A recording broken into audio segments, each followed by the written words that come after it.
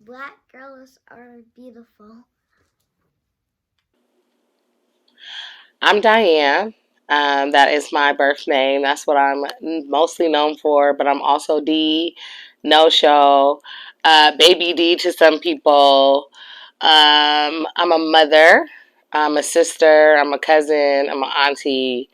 I am NovaKane, I'm Nova. I'm just a lot of different things. I'm myself at the end of the day. That is who I am. I am from Seattle, Washington. This is my home, this crazy city, but I love it here. It is Seattle, Washington. That's where I'm from. I am 32 years old, born in the year of 1991. Such a great year. 91, 91. So where did the name NovaKane specifically come from? Name NovaKane came from my inspiration of wanting to do music. And so I'm a really good freestyler and writer and stuff, but I've never really pursued my music or took it as seriously as I should.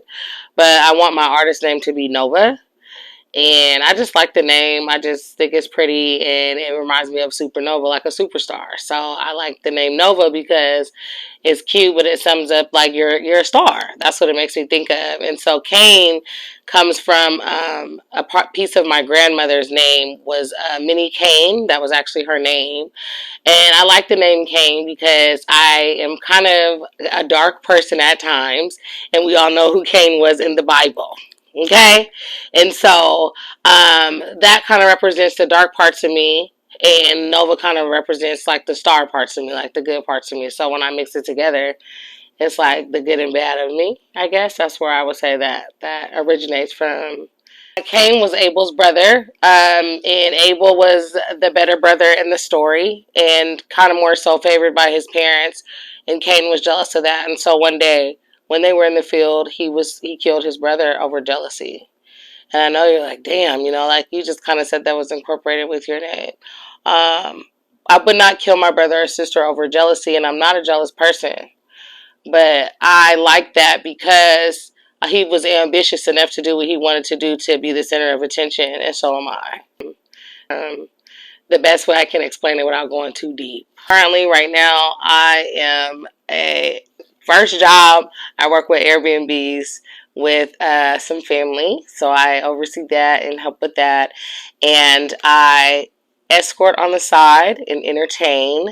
That is a good, strong income for me. And um, anything else I could be hired for. I have a license in bartending, but because of a situation that I'm going to be enduring, I don't do that as much. But I can also do that as well. I just didn't want to commit to a place to have to leave. So the Airbnb and escorting are my main two incomes at this time. If you don't mind, how did you get into those? The Airbnb stuff is, it's family. So, kind of just like want to be a person that's like into business and marketing and wanting to oversee that kind of stuff. And then just having the ability to clean and just like kind of do everything that's needed to do to run that type of situation.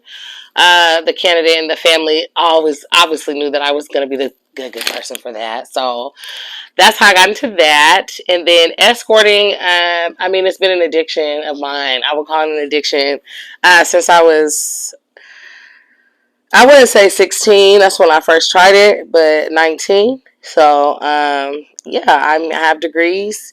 I have worked really good jobs. I have been supervisors, all that. But escorting, I started to take it more seriously as I got older and appreciate it in a different way. So I started just being on my own, not having parents and someone to look after me and support me. And it was just a lucrative income being a stripper at the time.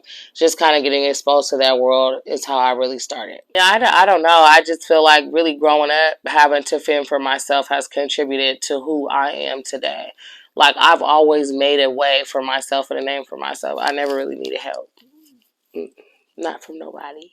So one thing that really contributed to who I am today is just like having to raise myself, having to always be there for myself, and feeling like I was alone and against the world a lot. That's what made me put my all into certain people and situations for family. But I realized like that's not necessarily, for some situations it worked, but that's not necessarily the way to go. Um, But like me always having to care and go hard for myself has really contributed to the type of person I am today, or like let down, or people like disappointing me after disappointment. Um, it's made me very strong. Really, when I get sad, when I think about it now, I don't really feel like there's much that could break me because I've been through everything. Um, and I don't know. I just feel like really growing up, having to fend for myself has contributed to who I am today. Like, I've always made a way for myself and a name for myself. I never really needed help. Not from nobody. That's what contributed to make me who I was today. So, yes. I just wanted to add that in there. Like, do you have any idols or anybody who... Any idols? Ooh. Some people I really look up to. So I love Niecy Nash. I love her because I just like her personality and how she's like calm with it, but she brings it. And in my mind, insane mentally, that is like a distant mother I've never met yet. So, like, if I could pick a cool mom, I would pick her. So I like her so much. I like her and just how she moves and how she do her thing. So I would say her. I do appreciate a lot of the black women that have paved the way. I don't know if I have any idols. Um, I really like you, Ari. I like the Real Kyle sister a lot. I like from watching her grow that she reminds me of a girl that came from the hood. Like, she made it so you could make it too, and like, I don't know. I just like how like people talk hella shit about her, and she come back hard, and she don't listen to that. And then she like does what I want to do. So I like that she makes people feel like they could do it too, you know. And she's not. It seemed like she be talking down the girls be trying to say, but I really feel like she really just be keeping it 100 in that, you know, how she talk about like anybody could get where she's at too. I like that she comes from a real struggle and she made something of herself. I like that. Um, who else can I think of that I really am just like, oh, Black China, I love you, girl. I love you the most. I love Chai. I got nicknames for her and shit. I love her because I watched her since like Girl Rack City when she had the big part where you was gluing. I've been knowing her since then. But I like her because another black woman that, you know, came from, you know, just growing up like a regular girl, was in the clubs. I've been in the club. Just, you know, hustle her way to the top, but like really made some of herself. So I feel like I need to get where they are. Okay. So like if they could do it, I know I can. But I like how Angela White, now that's what she's going by. Let me not play with her. You know, she's found some self love in her journey and stuff too. So those are some women that I really could relate with. Um, you know, so yeah, I would say those people. I know that's probably like not the typical Michelle Obama or something, although she's paved the way. Yes. But that's, you know, not type of girl. You know what I'm saying? No offense, Miss Obama. I love you, girl. But you know, she gives me scandal. You know what I'm saying? I'm not there yet. So do you consider yourself to be a confident person? I do consider myself to be extremely confident. And the reason I would say I'm a confident person is because I believe in myself at the end of the day. And I've accepted myself for like the good parts of myself, the bad parts of myself, where I'm at now with myself in my life and like who I am. I've had good times, bad times. And through it all, it's just like all I have is myself. So it's just like confidence is key. And it's just like I love myself. So I would consider myself to be confident because of the love I have for myself. And then I just don't really care about what people think really about me. Like, I guess sometimes, like, if they're close to me, I do care if it's, you know, affecting our relationship to some sort. But other than that, it's just like, I mean, it's like, it's me at the end of the day. Like, I have to deal with it. So, what are all the things you love about you? I love that I'm such a strong individual. As much stuff as I've been through, I love that I'm a happy person most of the time, or I find the good in any situation, or a jokester. I love being a mother. I'm understanding. Um, I just like that I'm just a really down to earth person, and that like I could turn up if I need to turn up. I can get ugly if I need to get ugly. I can be loving. I'm very loyal. I'm very loyal. I'm very loyal. I am very, you know, I'm a good person, you know. I have my flaws, and then like if you don't like me, there's a reason you probably don't like me, and that's fine. Stand on that. I just love that I'm just like such a just me. Like I don't care about what nobody says. I think that's what I love the most about myself. So, and I love that like I'm down to try new things, do new opportunities, go out there, hustle. I don't know, see what tomorrow has to bring. I love that I'm outgoing. I love that I talk a lot too much. I love how I'm smart. I love that I've achieved a lot of things in life, and I love that I have not given up on myself. What are some of the challenges that you feel when it comes to self-love? Woo! Some of my challenges: self-love, my weight. I love my body, but sometimes I get up and I just hate it. I'm just like, oh my god, I need to do this, I need to do that. Um, Being overlooked sometimes for my weight when it's like I know that I look better than some girls, small for sure, smaller than me. Um, Knowing I'm cleaner, I'm better, I'm doper, I move better, all that, being overlooked by that. So, going hard, not feeling like I get enough breaks, overstressing myself sometimes, growing up with depression, being let down, not having my mother around, my father inconsistently in and out, not feeling wanted, that, that contributes, so it's like I have to dig deep in myself to overcome some of these, dark things that I faced and been through. Like some things I haven't mentioned, but that can contribute to it. Sometimes you just wake up and you just have your moments and tough days, and that could be really hard, and you could get stuck in that. But you have to remember that you're worthy. You could be loved. You can get over anything, and that you're not the only person that has a bad day. I was the most insecure was when I was engaged to someone. I loved him very much. He loved me very much. Everything was going good, but we had a lot of, fun and good times. And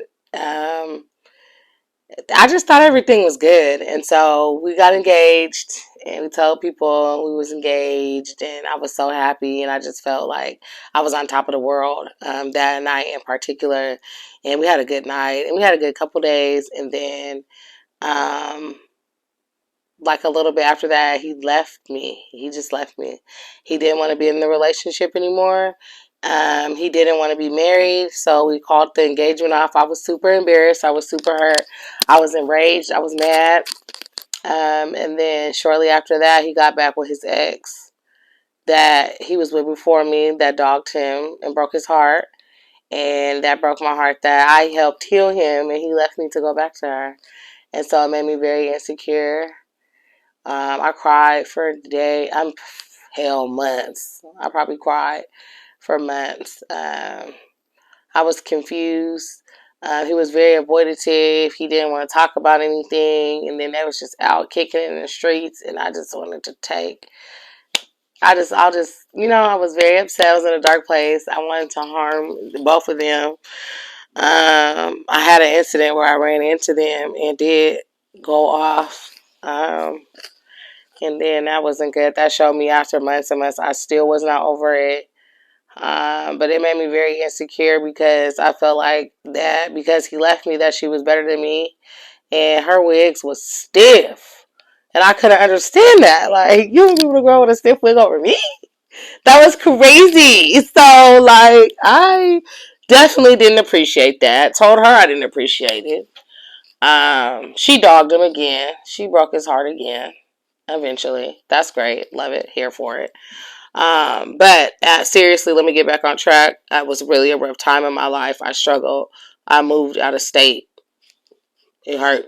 I left Washington. I said, I can't even live here anymore because this man has broke my heart down to the ground. So, yeah, that was when I was the most insecure. Um, we saw each other this year. We spoke. He's been around. He told me he regrets leaving the relationship. He regrets how he did me. I was the best woman he ever had. I was the one who got away. He's still not doing shit to this day, y'all. He's still doing the same stuff. The girls, who knows where she's at? Not with him. I'm not with him either. So yeah. I mean, on a serious note, I want to say that, situations can bring you down, and make you insecure really bad. But you can overcome it. And you'll realize when you get out of it, like, man, I was tripping over this, or I was insecure for this. It's really not that serious, but it is good to go through your emotions and really have your emotions so you know how you felt, how you don't want to feel again, how you shouldn't feel, and what you should avoid in the future. Like, I mean, you might mess up again. You might be in the same situation again. Who knows? But it's good to understand how you feel and know that you will get over it. It will stop hurting one day. It will stop. You'll be fine. You'll be cracking up. I'm cracking up. I'm cracking up. I am not losing no sleep. I don't even think about that person. Yeah, I'm in a good place today with that for sure. Do something in the moment, and it's gonna sound hard. Like, do something in the moment that makes you happy, or just cry it out. Like, I would say to cry it out when you're going through it. Just let your emotions out and like let it out. It's good because I used to hold a lot of stuff in and bottle it in, and then I would just be angry, flashing on folks and acting a fool and digging myself deeper holes. That's not good. When the foster care, when my mom went to prison, I was with a wealthy family, white family in Kirkland, and I believe I don't believe, I know they had a daughter with Down syndrome, and she was very sweet to me, and it was a cute situation. And then my foster parents lived on the same block. They were the only black family on the block, and I had all this big hair and stuff, so she would ask my foster mom, the only black family on the block at the time, could she do my hair and stuff. And so, long story short, one day she was doing my hair, and she said, I looked at her in the mirror, and she looked at me, and she just felt like she wanted me, like a connection. I usually cry when I tell that story, but I'm not today. I'm doing good. She was also a foster kid herself, so she always wanted to do foster care. But I so loved that I was the kid that got her to just do that. So I stayed with the family I had originally been with, and then they went and got their licensing and everything. They got me as their first foster kid. They ended up fostering over 20 children. Been named Washington's best foster parents 3 times, I believe. But it was really impactful because they gave me structure. I knew what it felt like to be a normal kid, wake up in my own princess bed. I had everything I could want. I was spoiled. I was so spoiled living with them. When I had to move to Seattle in the hood, I was traumatized. Like, what is this? And why are you guys wearing sweatsuits and tennis shoes? You don't wear fancy skirts and sweaters. I was like real clueless. Like, the movie, that's how I was living over there in Kirkland. Like, it was real. Like, I was the only black kid in my class type. Like, it was real deal. So, I was giving real Claire Huxtable, all them vibes over there. So, it gave me real structure. I was loved. I was treated good. I went on family vacations. It was beautiful. Like, it was really nice. Like, I wish I could have just stayed in that fairy tale. I'm serious. I really wish I wouldn't have that charge today. But, it was nice. It was really nice. Having a black family just raised me up that had their shit together. Like, just that structure was so good, and just like I'm talking about down to breakfast. My lunch was packed. I had lunch here. I got dinner there. It's just like all my needs were met. It was just lovely. So it impacted me in a good way. And so the reason I said it impacts me today is when I make good decisions. How I've graduated school and college. I've had good jobs. I've been a boss. I've been a supervisor. I know how to have proper etiquette in situations. I know how to act professional here. This way, this way, this way, this way. I feel like that comes from them teaching me respectable morals when they have me. And every time I do good stuff or I make good decisions or smart decisions or like how smart I am up here and stuff I know how to execute, I give them the glory because I feel like they are the ones that taught me how it is to be, like a respectable person, so I definitely feel like that has impacted me because the way they brought me up stayed with me. Like, when I want to be bad, that's like the good parts of me, I would say, came from them. So I don't think they even know that, but yeah, they know now. So I would give my younger self, I would have told my younger self not to never start selling drugs. That's what I would have told my younger self, because that's what's got me in the situation I am in today. So I would have told my younger self not to start selling drugs. Um, Hell, not to do no drugs. Uh, and maybe not to have I love you, Nate. Not to have had a child so young. I think I should have waited till the age I am now. I would have been. I'm more seasoned now. We're like, I love my baby. We're super close. We're good. He's 12. I'm 32, so we're 20 years apart. I was very young. Um, but I feel like he's had to grow up with me at times versus me raise him. Now I'm raising him, where I feel like he was growing up with me at a certain point. So that's what I would tell my younger self. So he talked about never would you sell drugs, as that's what got you in the situation you're in. What is the situation you're currently in? I am currently about to go to prison in 3 weeks. I'm going to be going to Arizona and doing time there. I am estimated to get out in May of 2026. It could be longer, but that is what I'm hoping for. And then I'm hoping to knock some of that time down. And I'm going on transportation of a deadly narcotic and intent to distribute a deadly narcotic. And I was caught with 200,000 fentanyl pills. So that is not a bad sentence compared to as much pills as I had, but I was unwilling to tell the full portion of what was going on. I did not want to tell. I did not want to cooperate. I had a pretty decent record and some expunged things. Thank God for that, because I'd be doing 20 years. That helped, and I had a really good attorney because they were wanting to offer me 8 to 12, and I'm actually signed a plea for 3 to 5, but with them only sentencing me 3 years, which they'll be doing in 3 weeks, I'd only have to carry out 85% of my sentence, which would be 2 years, 6 months, and 19 days, which puts me at May 2026. So yeah, that's not good to put yourself in those situations. It happened, but you must know if you do that, that you face consequences, and you have to be, you have to hold yourself accountable. If you're going to set a good example, you need to hold yourself accountable and pay for what you did. So that's where I'm at. It's unfortunate because due to the situation, I'm having to leave my son, which has left me feeling very guilty, ashamed, and embarrassed because of the situation I put him in. Is only the only thing, honestly, that's been the most eye opener for me not to continue down that path is how it affected my son. But if I wasn't put in this situation, I don't know if I would be at a place where I would think that it's not affecting my son. I'd feel like, oh, I'm just getting money, I'm helping my son, I'm helping my son. Versus I'm hurting my son. Now I think I'm hurting my son. I'm hurting my son due to what has happened. So it probably seems like I'm taking it well. I just take it good some days. Some days I don't take it at all. And some days I'm miserable about it. So I fluctuate. Sometimes I'm happy. Sometimes I'm really depressed that I have to go there. Like, I know by the end of the month I will not be free. So to know that, and every day it's closer and closer, it's hard. I know that I'm going to be waking up, on somebody else is doing this, doing that, have to shower this day might be good that day, watch over my back, do this, do that. So, yeah, that's just a lot to take in. So, yeah. I couldn't imagine. I was going to ask, yeah, how are you mentally for taking care of yourself? Because that is a lot. Honestly, I smoke a lot of weed. I hang out with my son a lot.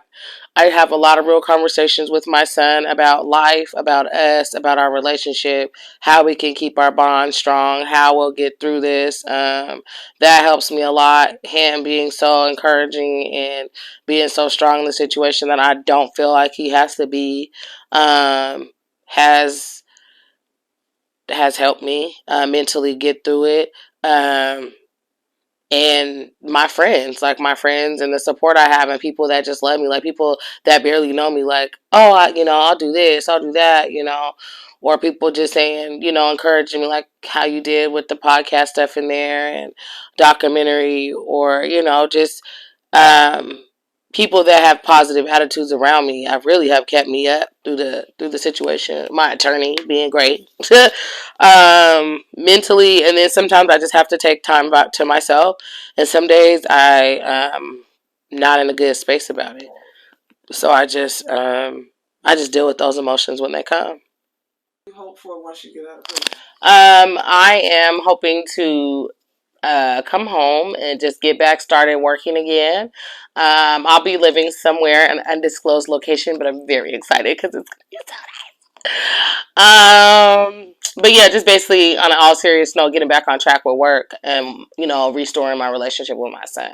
So those are my biggest goals, and then jumping back into social media, doing my skits, starting my own podcast, doing my music. And yeah, that's what I hope to be getting into when I get out. I'm gonna be a little older, a little more seasoned, but I'm definitely gonna start a podcast. So one that's gonna be like just uncut raw stuff, and then I'm gonna start a podcast for women who've been incarcerated, solely for women who've been incarcerated. And then I'm gonna have different women on there, or it could be women or men, but it's probably gonna be women of incarceration. Don't steal my idea. I need to patent this. But yeah, that's what I want to do when I get out. So yeah.